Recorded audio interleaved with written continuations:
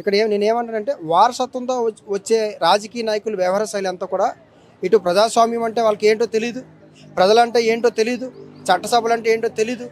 ఇవేమీ తెలియకుండా కేవలం వారసత్వం ద్వారా అంటే రాజకీయ పార్టీలు టికెట్ ఇచ్చేటప్పుడు కూడా ఏం ఆలోచిస్తారు, ఎంత ఖర్చు పెడతారు అంటారు.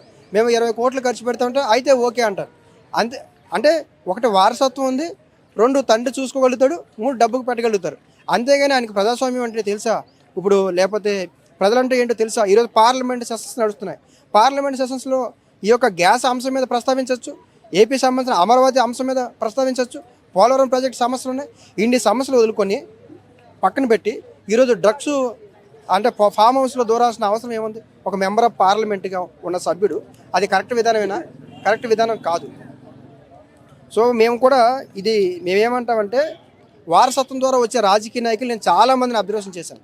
వారసత్వం ద్వారా ఎవరైతే వస్తారో వీళ్ళందరూ వ్యవహార శైలి కూడా ఇలాగే ఉంటుంది. పబ్లిక్ పట్ల వాళ్ళకి పెద్దగా ఏమీ అవగాహన ఉండదు, పబ్లిక్ రిసీవ్ చేసుకునే విధానం మీద వాళ్ళకి నాలెడ్జ్ ఉండదు, చట్టసభల్లో అని ముందుగా ప్రిపేర్ అవ్వాల్సిన అవసరం వాళ్ళకి భయం ఉండదు, బాధ్యత ఉండదు. ఏలూరులో 1,80,000 మెజార్టీతో గెలిపించారండి. ఏం ఉపయోగం చెప్పండి? అంటే ఇంత క్రైసిస్ జరుగుతుంది, ఆల్రెడీ సమస్యలు ఉన్నాయి. అమరావతి సమస్య ఉంది, పోలవరం ప్రాజెక్ట్ సమస్య ఉంది, గ్యాస్ సమస్య ఉంది. ఇన్ని సమస్యల మధ్య ఒక పార్లమెంట్ సభ్యుడిగా ఆయన వ్యవహరించిన విధానం కరెక్ట్ విధానం కాదు. అందుకే వారసత్వ రాజకీయాలు ఎప్పుడు కూడా నేను ప్రోత్సహించకపోవడానికి, వారసత్వ రాజకీయాలు నేను ఖండించడానికి, చాలామంది వారసత్వ రాజకీయాల వల్ల వచ్చే వ్యక్తులు చాలామందిని నేను అబ్జర్వేషన్ చేశాను. ఇలాంటి వైఖరి ఉంటుంది. ఎందుకంటే వాళ్ళు పూర్తిగా పబ్లిక్ లైఫ్లో గడిపే స్థితి ఉండదు. ఎందుకంటే వాళ్ళు మొదటి నుంచి కూడా వాళ్ళు ఫ్రీడమ్గా గడిపిన వ్యక్తులు ఈరోజు సడన్గా రాజకీయాల్లోకి వచ్చి పబ్లిక్లో గడపాలి, ప్రజా సమస్యల మీద పోరాడాలని ప్రశ్నించాలంటే వాళ్ళ మైండ్ వెంటనే తీసుకోదు.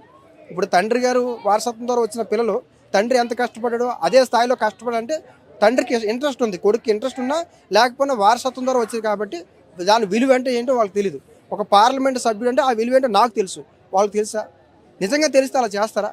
ఇప్పుడు పార్లమెంట్ సెషన్ జరుగుతుంది, మనం ఒక ప్రెస్ మీట్ ఉందనంటేనే ఒక 1 అవర్ ముందు ప్రిపేర్ అవుతాం. అలాంటి పార్లమెంట్ సెషన్స్ ఉండగా ఆయన ఈ డ్రగ్స్ మీటింగ్లోనూ, ఎందుకంటే తెలుగుదేశం పార్టీకి బీఆర్ఎస్ పార్టీకి చాలా వివాదం ఉంది. గత 10 ఏళ్ళుగా తెలంగాణలో ఎక్కడ తెలుగుదేశం పార్టీ నిలబడడానికి అవకాశం లేకుండా చేశారు. ఏపీలో కూడా తెలుగుదేశం పార్టీకి అగ్నిస్ట్గా ఉన్న వైసీపీ పార్టీకి బీఆర్ఎస్ పార్టీ సభ్యులు సపోర్ట్ చేశారు. కానీ మళ్ళీ అలాంటి బీఆర్ఎస్ గూటికి ఎంపీ గారు వెళ్ళి విందులు చేసుకున్నారంటే ఆ రోజు ఈయన కోసం పవన్ కళ్యాణ్ గారు ప్రచారం చేశారు, ఆయన కోసం చంద్రబాబు నాయుడు గారు ప్రచారం చేశారు. ఏం ఉపయోగం? నేను పార్టీ నుంచి సస్పెండ్ చేశారు. పార్టీ నుండి సస్పెండ్ చేయడమే కాదు, పార్లమెంటు స్పీకర్ ఓం బిర్లా గారు కూడా ఈ యొక్క ఏలూరు ఎంపీ గారి మీద సస్పెండ్ చేయాలి, ఏలూరులో ఉప ఎన్నిక పెట్టాలని మేము డిమాండ్ చేస్తున్నాం. ఎందుకంటే ఇది ఒక హెచ్చరికలాగా ఉండాలి. ఎందుకంటే మన డ్రగ్స్ అనేది మన తెలుగు రాష్ట్ర సంస్కృతి కాదు. సో దీన్ని ఎక్కడైనా ఉంటే అరికట్టాల్సిన ప్రభుత్వము, వీళ్ళే ప్రభుత్వ భాగస్వామ్యంలో ఉన్న చట్టసభలో కొనసాగించే రాజకీయ నాయకులే దాన్ని ప్రోత్సహిస్తే ఇది కరెక్ట్ విధానం కాదు.